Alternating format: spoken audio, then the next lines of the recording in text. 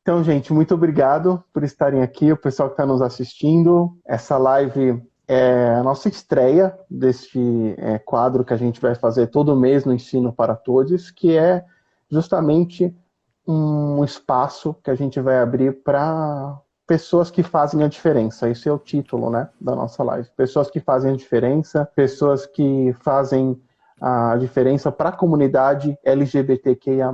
Então é sempre bom a gente divulgar essas pessoas, o trabalho dos nossos colegas, enaltecê-los e conhecer, né, esse trabalho.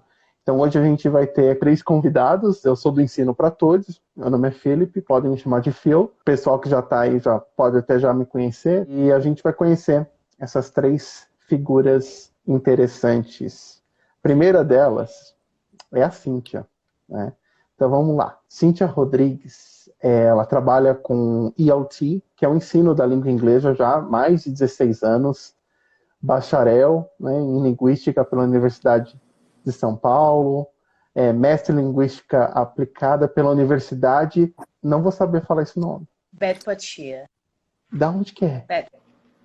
Na Inglaterra. Inglaterra, England. Oh, Bedfordshire, yeah. Bedfordshire. Coordenadora de línguas estrangeiras no Instituto Siddhartha, né? Uma das grandes paixões da Cíntia é o estudo de práticas inclusivas e diversidade para além dos muros da escola. E ela ajuda um projeto super legal lá na Casa 1, English to Transform, que é muito legal. Ela é cofundadora do Voices, do Brass TESOL, que é uma associação de professores SIG. Então vamos lá, falando sobre diversidade e inclusão, né, que é a sua área, você tem até cursos nessa área, né? Qual que é a importância, na sua opinião, da diversidade e inclusão nas salas de aula? Conta pra gente. Eu acho que é extremamente importante, porque, como eu sempre falo, né, todos nós temos histórias diferentes, somos todos diferentes, temos passados diferentes, viemos de famílias diferentes, temos religiões diferentes, temos formas diferentes de comer, de nos expressar, de tudo mais, então nós somos todos diferentes. Então, na verdade, quando você fala de diversidade, você fala na aceitação do todo, né, não de uns ou de outros, como algumas pessoas pensam, né? Então, eu acho que sem trabalhar com a questão da diversidade e da inclusão, a gente vai continuar tendo todos os problemas que a gente tem hoje, como, por exemplo, a chacina de ontem no Jacarezinho. A gente vai continuar tendo pessoas negras morrendo diariamente, pessoas LGBT sendo espancadas na rua, porque essas intolerâncias, elas são exatamente a não aceitação da diversidade que existe entre todos nós, né? Então, para mim, ela é o básico essencial de tudo. E a inclusão, porque nós temos que nos entender, nos aceitar, nos conhecer mais, né? Porque a ideia da inclusão, muitas vezes, as pessoas acham que é simplesmente inserir uma pessoa no ambiente, não é bem assim. É você trabalhar com coisas, com estudos socioemocionais e com outras coisas que fazem que as pessoas entendam e compreendam essas diferenças entre elas e, a partir disso, aprendam a abraçá-las e utilizá-las na sua vida de diversas formas, né? Então, acho que aí tem um grande fator da importância da diversidade e inclusão. Tem muita dificuldade de isso acontecer nas escolas? Você vê isso? Você como coordenadora? Sim, porque, pessoal, vamos pensar, se eu pensar, eu vou colocar principalmente o fato de escolas de idiomas, né, que é onde eu trabalho mais, mas nas outras escolas o tipo de tolerância também é diferente, mas nas escolas de idiomas a gente vê muita formação do professor técnico, né? Vamos formar as técnicas do professor. O professor precisa ter todas as técnicas, técnica de leitura, técnica de como você dá uma aula de gramática, como você dá uma aula de vocabulário, de como que você ensina isso, como ensina aquilo, mas não há técnica de como você lida com o outro. Né? Não há isso não é uma técnica, né? Se você se transformar você deixar de ser um professor, você virar de fato um educador. O que acontece é que muitas vezes os diretores, os donos de escola, ou eles têm pensamentos também conservadores e não querem se abrir, ou eles abraçam a ideia dos pais, ao invés de conversar e discutir aquilo além dos pais, a gente tem esse movimento. Nós vivemos numa sociedade capitalista. Então a gente pensa no dinheiro o tempo inteiro. Se um pai ameaça sair, eu tenho que tirar a diversidade dali para garantir que aquele pai continue ali dentro, né? Então, nós temos o dinheiro acima dos humanos, né? Das pessoas. Então, é um pouco complicado. Sim, totalmente, totalmente. Eu imagino isso porque, principalmente, os donos de escola, né? É uma briga que eles têm que comprar e que praticamente eles perdem os clientes se eles comprarem essa briga, né? Por isso que a gente não vê tanta diversidade nas escolas, e eles não abrem, não são tão abertos a isso por causa... Oh, ai, que bonitinho. Por causa do... Ele sempre né, participa de tudo.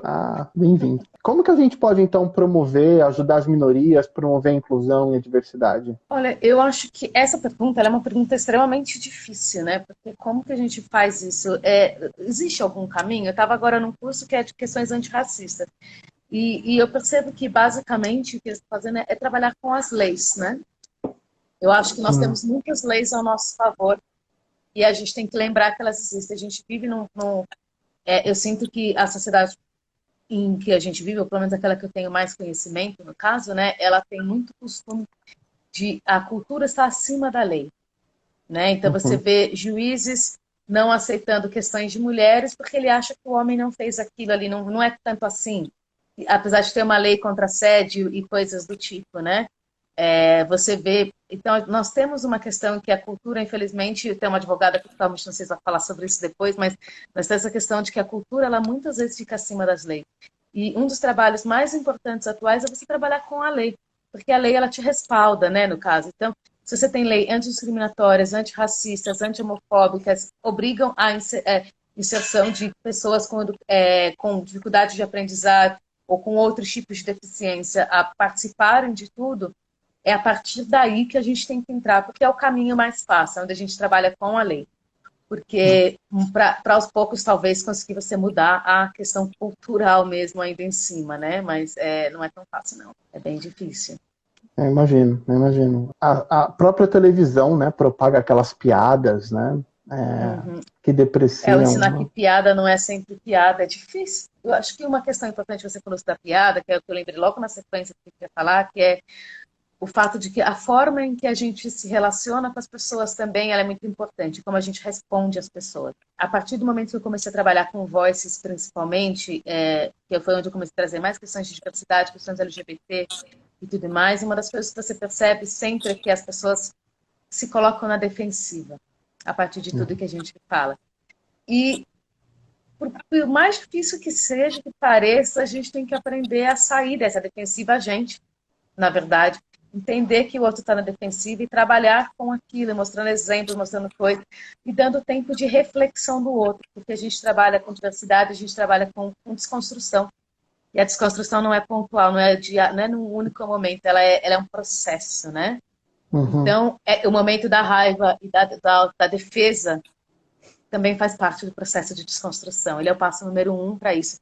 Se você não fica com raiva, você não fala sobre isso depois, você não se movimenta sobre isso depois, e aí essas coisas não se desenrolam, você continua no mesmo espaço, né? Então eu Sim, acho que a gente tem que aprender a lidar com isso também. a gente viu isso na televisão esses dias, né, no Big Brother, sobre o desequilíbrio que às vezes a gente tem de querer ensinar algo que deve ser ensinado, mas às vezes a gente erra um pouco a mão. Tem que ter esse balanço, entender o outro lado também, criar esse momento de Ouvir o outro lado, sim. conversa, diálogo, né? É que também a gente está muito cansado, né? Mas A é gente, isso, eu acho que a gente estamos todos cansados, mas se nós que trabalhamos com isso não soubermos pensar em formas diferentes de nos colocarmos nos ambientes, mais sim, difícil vai ser as pessoas nos ouvirem. sim, Então, por mais que às vezes eu discordo de algumas coisas, na verdade eu continuo sempre me colocando da mesma forma, mas ouvindo um pouco mais, tentando prestar um pouco mais atenção de onde a pessoa vem e cutucando de forma diferente, sem entrar na mesma agressividade do outro, na verdade. Porque o outro vem com sim, agressividade, né, para cima da gente. E eu acho que é aí sim. que a gente vai ganhando os outros e trazendo, e às vezes ouvindo o feedback mesmo, ouvindo o feedback, vocês LGBT só falam para vocês LGBT. Eu falei, então vou montar uma LGBT que vai deixar claro que eu não estou falando com pessoa LGBT. Uhum. E aí eu montei uma que aí de fato atingiu uma galera. Então, ao invés de eu ficar só brigando, eu falei, não, então pera lá. Como que eu posso usar isso a meu favor, né? Eu vou Sim. usar isso a meu favor e funciona, né? Então, conversa, desconstrução é difícil. A gente tem que ter paciência, né? Tem que ter Mas estamos aí. respirar. Estamos aí, fazendo o nosso trabalho, né? A gente precisa, né? Um assunto que a gente tem que tocar nesse assunto e conversar e tentar fazer uma diferença. Cadu vai falar daqui a pouco sobre isso também, né, Cadu? Daqui a pouco ele vai. Você citou sobre o Voices, né? No Brass TESOL, que é uma associação dos professores que ensinam língua inglesa. né? Acho que é a maior, se eu não me engano, do Brasil, né?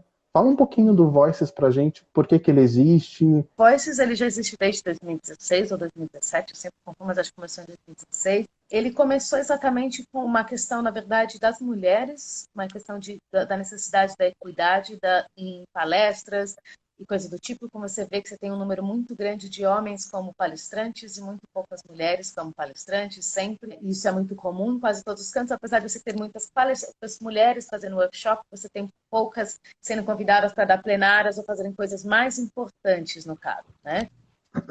Então, normalmente, assim, aqui nem estamos aqui com uma mulher e 3 homens, normalmente é essa a fração dos locais, né? Então, ele começou a partir dessa necessidade e da questão de mulheres e tudo mais, e a partir dali a gente foi começando a abrir novas guarda-chuvas, né? Assim, novas umbrellas ali, novos galhos daquilo que aí um deles foi o LGBT. Hoje ele mudou um tanto o formato, na verdade, e ele está trabalhando mais uma coisa só que trabalha com diversidade, com diversos membros que fazem parte de diversas minorias, na verdade, né? Então, hoje a gente trabalha sobre com diversidade, inclusão, equidade, todas essas coisas junto, representatividade e tudo mais, né? A intenção do Voices, na verdade, é, em primeiro lugar, mostrar a representatividade, porque você não pode falar de... Você não vai trazer a minoria para frente se você não mostrar para a minoria que ela pode estar lá. Que é isso que fala o afrofuturismo. Então, quando você fala de afrofuturismo, é isso, né? O negro hoje, ele vê uma figura no futuro, onde ele pode chegar e que ele possa atingir, que Sim, seja diferente de uma faxineira, por exemplo, que é o que ele está mais acostumado a ver na televisão e coisas do tipo. É quando você pensa numa coisa, quando você pega materiais didáticos, você olha para eles, qual que é o papel da mulher ali dentro? Existem pessoas LGBT ali dentro? Se existem, elas são mencionadas como LGBT? Ou ela é só colocada ali uma imagem dela e esse fato não é mencionado, né? uhum, Como que a gente começa a trabalhar com isso para além dos muros da sala de aula também? Porque não adianta você mudar só a sala de aula, você tem que mudar e mexer com a comunidade inteira ao redor de uma escola. Você tem que sim, falar com o dono da escola, com a faxineira da escola, com a cozinheira, com segurança, com todos os professores, porque todas essas questões de dificuldades da diversidade, elas estão enraizadas em todos nós. Nenhum de nós se livra disso, em nenhum aspecto.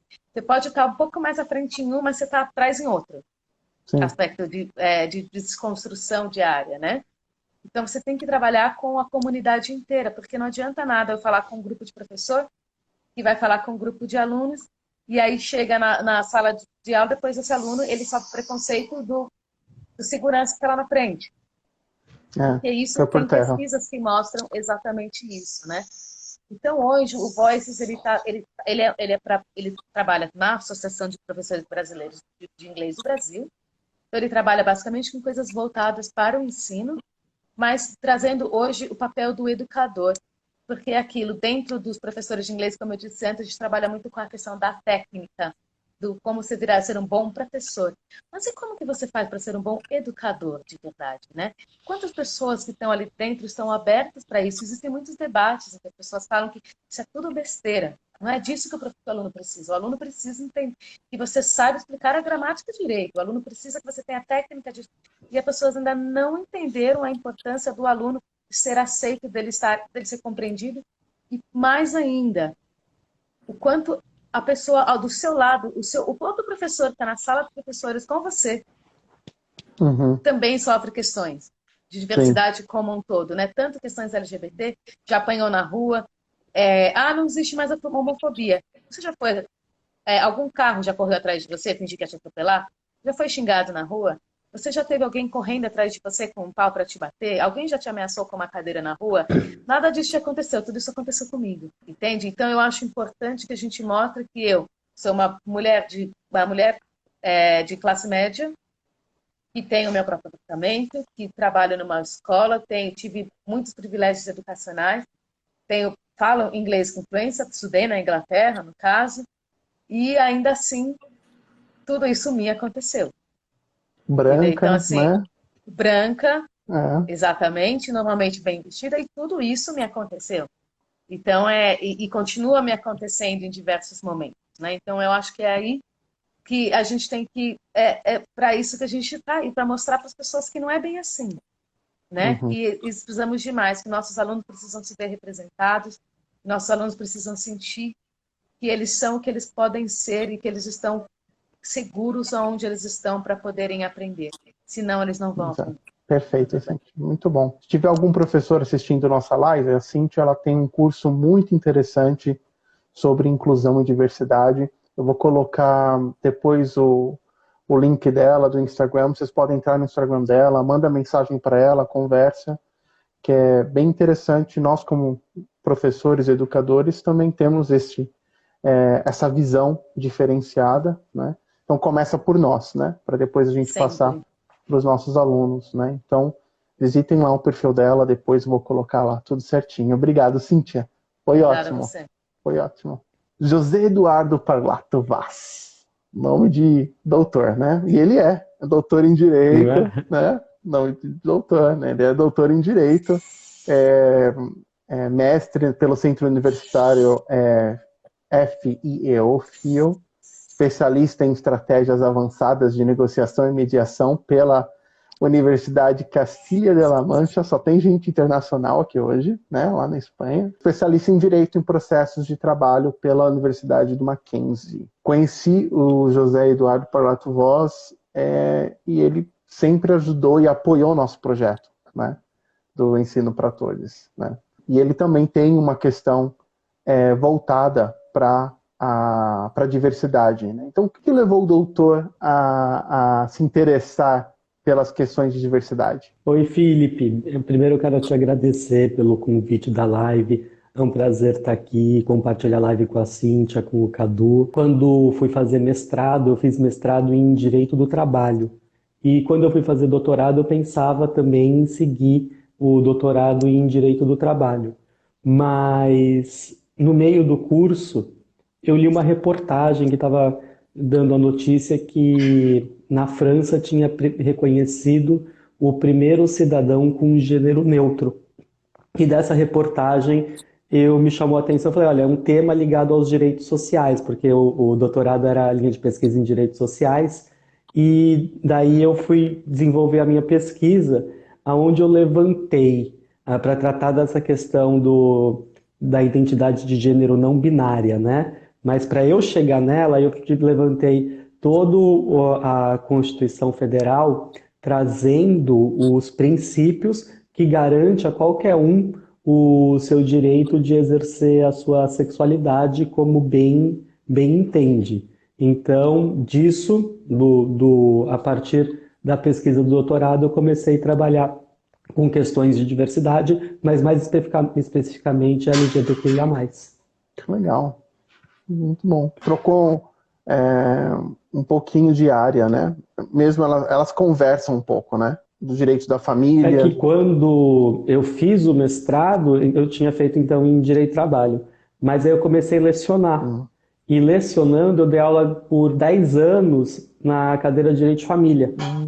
E Direito de Família tem umas questões que estão ligadas às questões de gênero. Então, tem casamento homoafetivo, tem guarda compartilhada de animais domésticos, às vezes por um casal homoafetivo, tem as questões de alteração de nome, e aí eu trabalhava muito em sala de aula, essas questões poliamor, e a partir delas, falei, é mais interessante eu pesquisar sobre diversidade e não sobre direito do trabalho. Maravilha. Inclusive, nós temos uma live no nosso YouTube, né, juntos, respondendo algumas perguntas dos alunos do projeto sobre isso, poliamor, casamento homoafetivo. Foi super interessante, o pessoal gostou bastante, né? Então, se você tiver alguma dúvida, também, quem tiver aí no YouTube, né, depois esse vídeo vai estar lá, pode assistir essa live, foi bem interessante. Nessa live, a gente falou um pouquinho sobre o seu livro, de Fundamentos para o Direito à Diversidade. Conta um pouquinho para a gente sobre ele. Então, o livro é o resultado da pesquisa do doutorado. Então, o livro ele trata, primeiro, como é uma pesquisa em direito, ele é um pouco pesado, ele é denso, assim, no início, tem que tratar do Estado Democrático de Direito, das garantias constitucionais, mas aí depois ele vai avançando, aí entra nessa questão dos princípios constitucionais. Então, a gente tem o nosso direito de exercer a nossa sexualidade como a gente bem entender. A gente tem o direito à felicidade, que é um princípio que não está escrito na Constituição, mas ele é implícito. Nós temos o direito de sermos respeitados em qualquer lugar, independente de eu ser gay, do outro ser lésbica, do sujeito ser trans, ou se a gente também for falar das outras questões de diversidade, do negro, às vezes não ter o respeito que um branco tem, não só negro, indígena também, né? No Brasil tem a questão dos indígenas, e aí, depois desse apanhado dos princípios constitucionais, tem também uma parte do livro que ele trata da sexualidade, mostrando algumas questões de povos de outros países. Então, ele traz uma pesquisa sobre os falafafines, que eles são da Indonésia, sobre os Ídrijas da Índia, tem as mulheres juramentadas da Albânia, tem uns índios norte-americanos, e com isso eu comecei a tratar do assunto. O livro ele não está impresso, ele é um livro digital, ele fica disponibilizado na Amazon, e por um preço bem acessível, porque eu quero divulgar o trabalho e não ter um resultado financeiro. Então acho que ele não custa nem R$ 50. Eu acho que até quem tem Amazon Prime, teve uma época que você conseguia ler até de graça, quem tinha. Ele tem naquele Amazon Ultimate. No Kindle Ultimate, Você pode fazer a leitura lá. Muito legal, muito legal. Eu lembro que eu fiquei chocado com o conceito de família. Lembra que nós comentamos numa live sobre a definição de família, que muito se fala da família tradicional brasileira, né? Mas conta pra gente um pouquinho sobre essa coisa da família. O que é família de acordo com a lei? Não é que assim, se você for buscar um conceito de família na legislação, você não acha um conceito assim, no Código Civil, não entende-se por família. E se você for buscar na Constituição Federal, também não. Lá no artigo 226 da Constituição, ele começa assim: a família é a base da sociedade e merece proteção do Estado. Mas ele não fala o que é família, né? Só está falando que a família é o pilar de toda a nossa sociedade. E quem trouxe um conceito que é um conceito super moderno de família foi a Lei Maria da Penha, né? A Lei da Maria da Penha ela é ligada às questões de violência doméstica.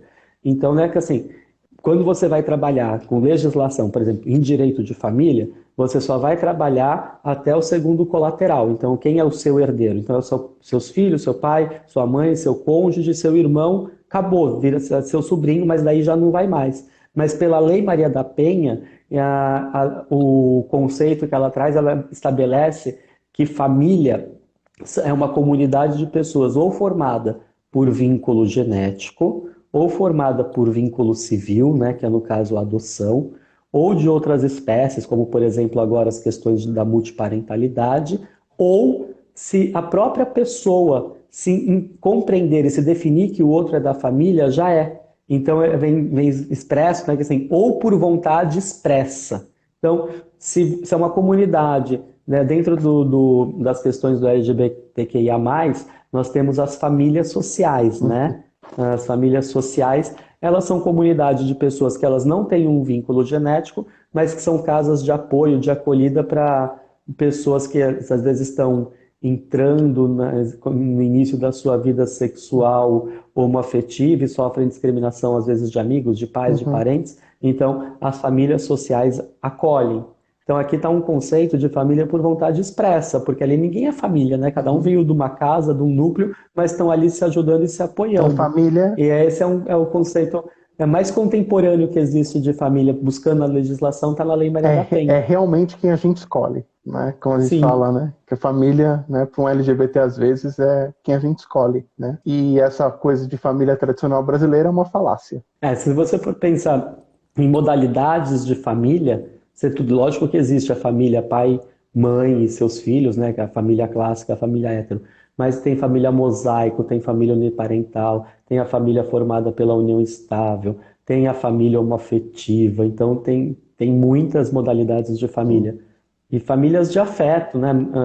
Essa semana eu consegui sair uma sentença de uma tia que criou a sobrinha delas desde os 2 anos, porque a mãe biológica faleceu quando a menina tinha 2 anos, hoje a menina tem 15. Então a menina ganhou o direito de ter duas mães na sua certidão de nascimento. A mãe biológica e agora a tia se tornou a mãe afetiva dela. Então a composição de família hoje não tem uma regra, né? No caso delas é a tia com a sobrinha e o irmão dela, que é o pai da menina. Que legal, muito legal. Você fala um pouquinho dessas coisas nas suas redes sociais, né? Recentemente você estreou, tem postado alguns vídeos, né, constantes, de alta qualidade, né, vamos dizer, né, foram bem legais. O que te fez começar com esses vídeos nas redes sociais? A pandemia, olha só, tá vendo? A pandemia, ela é triste, ela tá ceifando, né? Já tem mais de 400 mil pessoas falecidas, mas tem o lado positivo dela. Então, no ano passado, quando iniciou a pandemia, eu fiquei assim mais uns 2 meses com um escritório físico fechado, e aí eu falei, não, vamos mudar essa realidade. Meu escritório se tornou um escritório digital. Então, no escritório sou eu, mais duas advogadas e um estagiário. Hoje, cada um trabalha da sua casa. Acho que pessoalmente nós nos vimos no início do ano, só para um start do ano, e não nos vimos mais. E dessa questão do escritório ter se tornado um escritório digital, no próximo passo foi começar a produzir vídeos, conteúdos para os canais digitais. Então, o canal ele está no ar, acho que tem 3 semanas e sobe um vídeo por dia, né? Cada dia de um assunto. E às quartas-feiras é o nosso dia que é dedicado à diversidade. Já estou aqui com umas entrevistas gravadas bem interessantes, porque lá no Diversidade eu estou pedindo para quem quiser contar a sua história, eu saí do armário e sou feliz. Então quem quer contar a história, quem quer gravar, aí tem uma garota trans que mudou o nome dela, e gravou, então tá bem, tem bastante coisa para ser postada no canal. Eu estou gostando bastante. Tem a sua história, desse né? novo trabalho que eu estou fazendo. Você estreou com a sua história, achei bem Eu corajoso. comecei comigo, como assim, né? Sair do armário e sou feliz. Se eu vou pedir para os outros falar, nada mais justo que comece eu falando, né? Então o primeiro vídeo foi meu. Foi muito legal, muito legal. Estou tomando coragem de fazer esse vídeo, vamos ver. Está convidado. Quem quiser, é aberto para todos o canal, assim, para quem quiser participar. Vou deixar depois os links para o pessoal poder acessar. É bem interessante esses vídeos. Toda quinta-feira, né? Diversidade. É de quarta, diversidade. Quarta-feira. Toda quarta-feira tem vídeo novo. Também você está escrevendo uma coluna para a Rádio Circuito Livre, né? Como que é esse projeto lá? Circuito Mix. A Circuito Mix ela é uma rádio da internet, a primeira rádio gay do Brasil, e eles estão no ar há algum tempo, e eles estão reformulando o site deles, eles estão colocando algumas colunas, e no mês passado, em razão acho que das coisas que eu já produzi, do que eu já participei, eu fui surpreendido com esse convite de ganhar uma coluna na Rádio Circuito Mix. Ainda não estreou, assim, eu já mandei a eles o meu texto, estou esperando ser publicado lá no site, mas eu fiquei muito feliz, porque uma rádio ela tem muita audiência, né? Assim, então você ter uma coluna para poder expressar suas ideias, poder levar suas opiniões, poder prestar esclarecimentos, eu acho que foi um presente que eu ganhei. Parabéns, merecido. Estou muito contente de começar a escrever com a coluna. Legal. E é bom ter uma pessoa que fala, você tem um embasamento jurídico, né? Então você sempre está comparando o que a lei diz, que não é só uma opinião, né? É bem legal quando você traz essa coisa jurídica, né? Eu penso que por mais que nós vivemos num mundo globalizado, que todo mundo tem acesso à internet, todo mundo tem smartphone, as informações legais, elas não chegam muito, né? Quantas pessoas, assim, vamos supor, um trans não operado, se ele quiser mudar de nome, ele só precisa ir no cartório, não precisa nem abrir processo, porque o CNJ tem uma resolução que estabelece ao oficial do cartório mudar o nome. Esse sujeito, para mudar o nome, vai ter que apresentar um monte de certidão, vai ter um trabalho, não é só, né, não é chegar no cartório e falar, eu quero mudar meu nome e mudou. Então tem que apresentar certidões para ser verificado se a pessoa não está mudando o nome, por exemplo, porque ele está negativado, ou porque cometeu um ato ilícito e quer mudar o nome. Mas, estando as certidões todas negativas, o cartório altera o nome sem a necessidade de uma ação. E essa informação, por exemplo, pouca gente sabe, né? casamento homoafetivo. Um casamento homoafetivo essa semana fez 10 anos, né? Na verdade, não foi o casamento que fez 10 anos, foi a decisão do STF que regularizou a união estável. E depois dessa decisão do STF que regularizou a união estável, tem um artigo da Constituição que diz que o Estado deve facilitar a conversão da união estável em casamento. Então, os casais homoafetivos começaram a ingressar com ações falando, agora eu tenho uma união estável, o STF me autorizou. Se o Estado tem que facilitar a conversão da minha união em casamento, eu quero essa conversão. E começaram a sair as sentenças favoráveis. Até que um momento o CNJ já baixou uma resolução e já também tirou isso de judicialização. Então, quem quer casar vai no cartório das pessoas naturais, apresenta a sua documentação em casa. Em São Paulo, as pessoas têm essas informações, mas às vezes em outros lugares do Brasil, não. Né? Tem gente que não sabe ainda que gay e lésbica pode casar. Sim. Né? Agora, na minha opinião, um retardo agora que teve do CNJ foi que esses cartórios, né, quando você vai fazer uma escritura de união estável, você faz um cartório de notas. E tinham cartórios que estavam lavrando escrituras de união estável poliafetivas, e o CNJ agora proibiu. Né? Então, nessa questão, não teve avanço, teve um retrocesso. Mas, via de regra, o CNJ caminha bem. Ele pensa sempre nas questões da dignidade da pessoa humana, do ser humano e do seu livre direito de exercer a sua sexualidade como quer. Perfeito. Lógico, aí que dá um pouquinho de contraponto, porque você também pode ter o livre direito de se relacionar com quantas pessoas você quer, mas aí isso não é, por enquanto, não é união estável. Pode ser uma relação fática de 3, 4 pessoas, talvez, mas ainda não está legalizado. Eu acho que esse é um caminho interessante para se pensar em direitos a serem reivindicados. Interessante. Vou deixar então os links para o pessoal. Eu mesmo assisto sempre para aprender, porque sempre estou aprendendo algo com o doutor e acho que o pessoal também vai tirar bastante proveito lá nas redes sociais dele. E lá, quem quiser mandar pergunta, quem quiser tirar dúvida, me escreve que eu respondo. Ótimo. Muito obrigado pelo convite, pelas palavras. Vamos continuar produzindo bastante material e conteúdo, né? Isso aí, eu que agradeço de novo. Foi um prazer. Cadu, psicólogo colorido, né? Conhecido como psicólogo colorido, é psicólogo mesmo, né? Ativista pela diversidade, em prol das pessoas em vulnerabilidade social, produtor de conteúdo, o Instagram dele é impecável, né? Escritor amador nas horas vagas. Cadu, tudo bem com você? Como está? Tudo bem, querido. E vocês, como estão? Espero que estejam todos bem, todos se cuidando.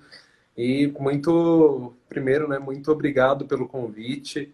Acredito muito no projeto aí do Ensino para Todos. E vamos lá. Vamos lá.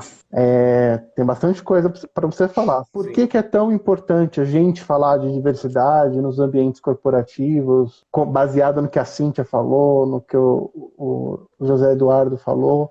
Conta um pouquinho para a gente dessa importância da diversidade. Eu acho que salientando, né, o que o pessoal já trouxe, e parabéns pelo trabalho de vocês, um trabalho muito bacana, e até contextualizando um pouco mais, né? Eu trabalho fomentando diversidade também, fazendo na empresa em que eu trabalho, sou líder do grupo de diálogos que fala especificamente para as pessoas LGBTs e tudo mais, e como palestrante em alguns outros lugares também.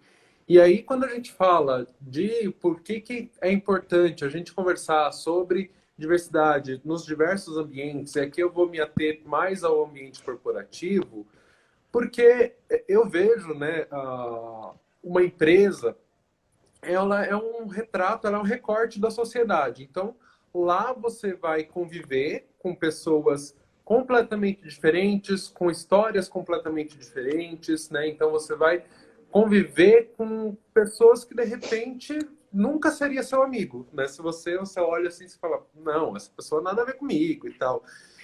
E aí, quando você traz para um ambiente corporativo, que é um ambiente de trabalho, né, que você vai ter que entregar resultados, você vai ter que entregar lucro, você vai ter que entregar várias coisas, muitas pessoas olham com aquele olhar do tipo, aqui é o local para falar sobre diversidade? Será que não é legal a gente falar sobre outra coisa? Não é legal a gente, sei lá, dar um treinamento de como a pessoa pode fechar a caixa mais rápido? E aí a gente fala que falar de diversidade, inclusive, ajuda nessas coisas, né? Porque quando a gente está falando de um profissional, de uma profissional, a gente está pensando que essas pessoas, de repente, elas não estão vivendo a integralidade do que elas são, né? Muitas vezes no ambiente de trabalho, eu tinha até uma liderança que falava isso, eu peguei muito para mim também. O maior pesadelo do LGBT no ambiente de trabalho é perguntar como foi seu final de semana, né? Como que... Porque não é aquela coisa tipo, ai, nossa, segunda-feira, que saco. É muito mais por isso, porque muita gente despende uma energia tão grande para tentar fazer uma persona de si mesmo, viver um personagem heteronormativo, no qual tem que ficar trocando o gênero do cônjuge, trocando os lugares em que frequenta, trocando até mesmo a própria família, porque existem 1000 modelos de família. E a energia que você despende para ser um fake de si mesmo, ela acaba sendo usada de uma forma muito ruim, né? Porque é algo que desgasta muito. Então, quando a pessoa ela pode ser quem ela é no ambiente de trabalho, ela vai estar com aquela energia toda para ela, né? Então, ela vai dedicar, inclusive, dedicar para ser um profissional que vai entregar a sua excelência. Isso pegando até para quem fala, ai, nossa, então nada a ver. Então é legal a gente trazer também as questões de grana mesmo, né? Então, quando a gente vai falar de diversidade, não sou eu que estou falando, existem 1000 pesquisas que apontam o quanto as empresas que investem em diversidade, elas realmente têm esse retorno, né? Porque quando a gente fala de pessoas diferentes, existem... Todas as empresas, elas têm clientes, e os clientes são clientes diversos. Então, quando você tem diversas pessoas pensando em soluções também para os seus clientes, olha quantas mais pessoas você pode atingir, olha quantos mais business você consegue trazer para o teu lugar também, né? Esse papo aí de quem não lacra não lucra, a gente está vendo que está caindo cada vez mais, porque realmente cada vez mais as empresas têm se posicionando a favor da causa, e aí eu faço esse adendo do quanto é importante. A gente viu recentemente também a questão da PL 504, quantas empresas deram esse apoio também para que essa PL não seja aprovada na Alesp. Então, é importante que as empresas se posicionem, abram espaços de debate, porque, para além de tudo, uma empresa que oferece um ambiente estável para o seu colaborador, para a sua colaboradora, ela também vai ter um índice de retenção dessa pessoa, né? Porque quando você se sente bem, se sente confortável, se sente feliz em ser quem você é, você também não vai ficar procurando, né, outros lugares e tudo mais. Então, é um ganho coletivo. E é importante salientar que esse apoio ele é muito legal e ele tem que ser genuíno. Então, tem que ser o ano todo, porque a gente está cansado de ver milhares de exemplos de empresas que surfam no Pink Money, que eles pegam e vão e apoiam a diversidade só em junho, como se a LGBT só existisse em junho, e não é esse o intuito, é realmente pensar em programas, em estruturas que vão e fortaleçam o ano inteiro e que possam trazer melhorias para a sociedade como um todo, e inclusive as pessoas que são LGBTs. Não é só no orgulho gay, né? Para aparecer. Uhum. Não é só em junho, né? Que aí é fácil, né? Mas é no ano todo. E eu acho que as pessoas estão de olho nisso, né? Sim. As pessoas estão de olho, quem tá fazendo isso durante... Quais são as ações internas, externas, o marketing da empresa, ele fala muito, né? Durante o ano todo. Tem Então um a gente tem que negócio estar muito atento. legal, Felipe, que eu não vou me lembrar exatamente qual é a fonte, depois se alguém quiser eu posso procurar e mandar, mas que o perfil mesmo das pessoas, tanto na hora de consumir quanto na hora de trabalhar, as pessoas estão prestando muito mais atenção em como as empresas se posicionam. E as empresas que não se posicionam de uma forma que aquela pessoa entenda que tem a ver com ela, não gera essa conectividade, sabe? E aí a pessoa boicota, prefere consumir daquele que se posicionou de alguma forma, para não perder clientes. As empresas estão sentindo essa necessidade de se posicionar. E de alguma forma isso traz um benefício para a gente também, né? Com certeza, com certeza. Vamos agora para a parte mais do psicólogo, falando sobre isolamento social. Todos nós estamos mais de um ano sofrendo com isso, né? Isolamento social. Mas quando a gente fala nas relações LGBTs, com as famílias, isolamento social, todo mundo na mesma casa, afetou a comunidade mais do que com os outros? Qual é a sua visão sobre isso? Esse é um tema um pouco delicado, né? A gente não pode generalizar quando a gente vai falar, porque existem múltiplas realidades, então não é porque eu sou LGBT que eu vou me relacionar exatamente igual na minha família, assim como cada um aqui tem um histórico que antecede e ultrapassa a sexualidade. Mas, quando a gente vai fazer um recorte, a gente consegue destacar algumas coisas, né? Então, por exemplo, quando a gente fala da comunidade LGBT, a gente sofre uma dupla violência, porque a gente está exposto à violência na rua, né? E aí, quando a gente volta para casa, não necessariamente a gente está num ambiente seguro. E para essas pessoas que, quando não estão em um ambiente seguro, em casa e tudo mais, e a gente é obrigado a conviver com pessoas que não nos respeitam, que nos invalidam o tempo todo, e aí entra naquela outra questão também, o quanto a gente tem essa liberdade de ser quem é, e isso tudo influencia, a gente pode falar sim, que para muitas pessoas que, de repente, não têm esse apoio familiar ou que não conseguem vivenciar a sua sexualidade de forma plena, o isolamento social, ele pode ter te colocado num ambiente que só aumenta, de alguma forma, essa violência que você já é exposto, já é exposta por várias outras questões, né? Então, afetou principalmente essas relações, porque as pessoas, elas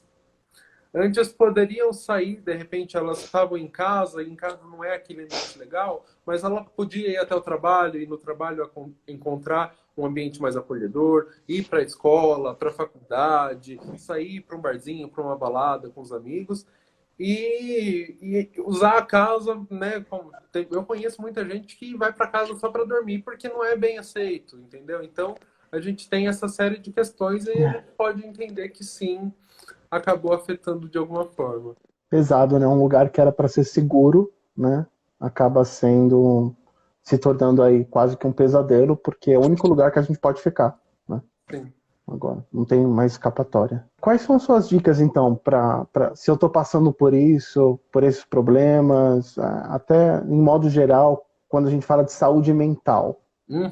Acho que é um ponto que é interessante. Quais são as dicas quanto à saúde mental? Então, primeiro eu vou começar puxando sardinha para minha profissão, né? Eu acho que a terapia, com certeza, ela é um ótimo instrumento para a gente se conhecer, para a gente trabalhar essas questões, né?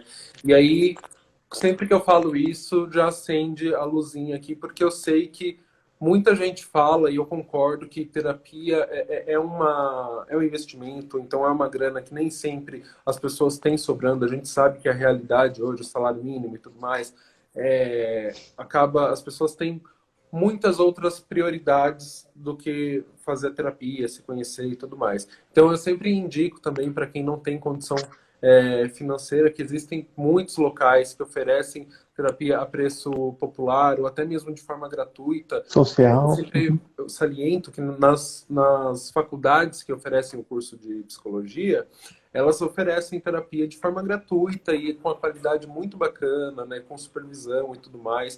Quem tiver condições de pagar, também procure um bom profissional e pode fazer essa terapia. Eu acho que é uma das formas que ajudam com certeza, mas vão para além disso, né, Felipe? A gente consegue pensar em algumas outras questões. E é muito legal porque tudo que eu vou falar aqui, com certeza todo mundo já sabe, todo mundo já ouviu, mas é sempre bom a gente É o reforçar e básico que a lembrar. gente não faz. É É o o básico básico que a que gente não a faz. puxão de orelha vem vindo. Exatamente. Então, as coisas, né, se for elencar, eu colocaria o cuidado com o corpo, né? E aí, quando a gente fala cuidado com o corpo, não é aquela coisa, né? Não é para você malhar, ficar maromba e tal, não sei o que lá. Não, eu tô falando sobre fazer um exercício físico com certa regularidade, melhorar a sua alimentação, aprender um pouquinho mesmo, né, que como é o seu corpo e que seu corpo leva a sua história e que você tem que cuidar disso mesmo, porque é muito engraçado, né? Às vezes as pessoas olham e falam, nossa, tô meio tristonho, eu tô assim, tô assado, mas a alimentação afeta nisso, os exercícios físicos afetam nisso, tudo isso colabora também para um adoecimento ou uma saúde mental, né? Então, é uma das coisas que a gente salienta bastante em consultório também, que a importância de ver a saúde de uma forma integralizada, né? Uma outra coisa que eu recebo muito também é tomar um pouquinho de cuidado para se preservar mesmo com o fear of missing out, sabe? Que é aquele medo de você estar perdendo alguma coisa, estar perdendo alguma novidade. Então é muito recorrente, principalmente nesses últimos tempos que a gente está vivendo, de consumir muita informação. Então consumir informação em excesso o tempo todo, de uma forma que talvez não seja tão benéfica, né? Então é bom filtrar também o que a gente recebe, o que a gente consome, para que a gente não fique nem alienado, né? Para que a gente não se feche na bolha e só consuma meme o dia inteiro e coisas que nos façam rir porque é legal e aí a gente acaba ficando alienado do mundo que está à nossa volta, mas também que a gente não fique sobrecarregado, porque notícia ruim não falta, né? Então, a Sim. gente é bom manter esse equilíbrio, entender quais são os canais que você consome, quais são as fontes que você está consumindo, saber equilibrar também, separar, principalmente, eu sei que tem muita gente que está trabalhando de casa também, então separar um momento trabalho, no momento lazer, do momento em que você se dedique para si mesmo e não transformar a sua casa num eterno home office, né? Então é muito importante isso também para que você tenha esse equilíbrio, né? Então tem uma outra dica que é muito importante também, que é manter contato. Parece besteira, mas né, o ser humano é um animal social. Então, a gente tem várias facilidades hoje em dia que, sem elas, a gente estaria enfrentando uma pandemia muito pior, que é o advento da tecnologia, né? Então, a gente, por mais que a gente não seja a mesma coisa, né? Que a gente não esteja presencialmente sentindo o calor, o afeto, o carinho das pessoas, você se mantenha isolado na sua casa, se possível, mas não se mantenha sozinho. Então, tenta marcar uma conversa com seus amigos, com suas amigas, tenta, né, conversar, fazer uma chamada de vídeo com sua mãe, com seu pai, para que Um você... cafezinho online, né? Um Exatamente. cafezinho online. Um momento para que você vá descontrair com as suas amizades. É importante porque se a gente fica sozinho, fazendo valer aquele ditado popular de que cabeça vazia oficina do diabo, é se você fica sozinho, você pode acabar se perdendo nos seus pensamentos, e tem muita gente que realmente, Diga. né, não tem essa coisa de compartilhar de forma mais fácil, e aí quando você se retrai e fica mais contigo mesmo, os seus pensamentos negativos podem sobrepor, e quando você vê, isso está caminhando para um local que de repente não é tão interessante. Mas a gente pode usar desses artifícios também. Muito bem. Boas dicas. Boas dicas. E o que a gente pode fazer então para enaltecer a diversidade nas redes sociais? Uhum.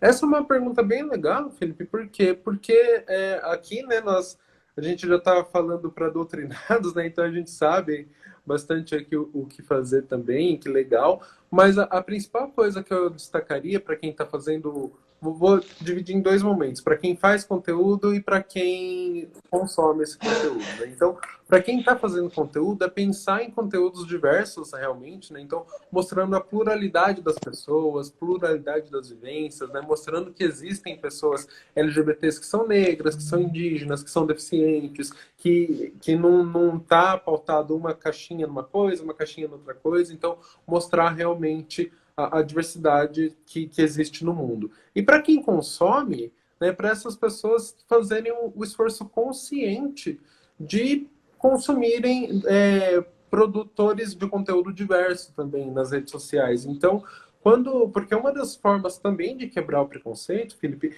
é você entrar em contato. Então, quando você entra em contato você olha e fala, poxa, né, eu não me sinto... Porque a gente tem que assumir que nós somos preconceituosos. Em algum momento, em algum grau, nós temos algum preconceito. Então, se você, de repente, não se sente confortável com conteúdos da comunidade, tenta ir quebrando aos poucos. Então, né, começa seguindo algumas pessoas, entendendo o que aquela pessoa está falando, por que aquela pessoa está falando daquele jeito. Ah, eu não me sinto confortável com pessoas com deficiência. Poxa, tem pessoas com deficiência muito bacana que produzem conteúdos ótimos da causa negra também. E quando você vai inserindo, e também é importante, né, a importância da TV, a importância de representatividade, é justamente isso. É você mesclar e abrir os seus olhos e abrir os seus horizontes para que você também consuma e colabore com pessoas de diversas realidades que podem fugir da sua, né? Perfeito. Essa live, inclusive, quando eu pensei nela, foi para isso.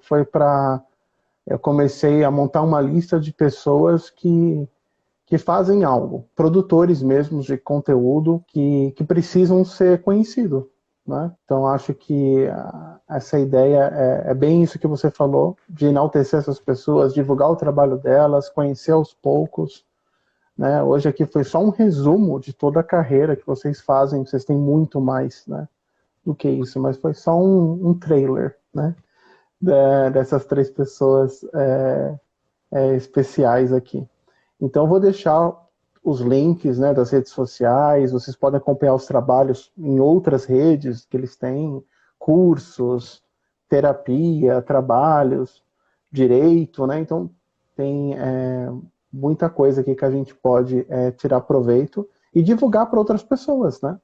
Acho que, olha, assisti uma live, tem um advogado lá, tem um psicólogo, tem uma professora que criou um curso focado nisso, a gente precisa rever os conceitos. É isso, um vai ajudando o outro, divulgando, e temos que enaltecer mesmo essa diversidade e deixar que as pessoas conheçam, né, o nosso trabalho, que é bem interessante. Obrigado, Cíntia, Cadu e Edu, pelo convite, pela presença, pela confiança, e espero que muitas pessoas conheçam o trabalho de vocês por meio dessa live.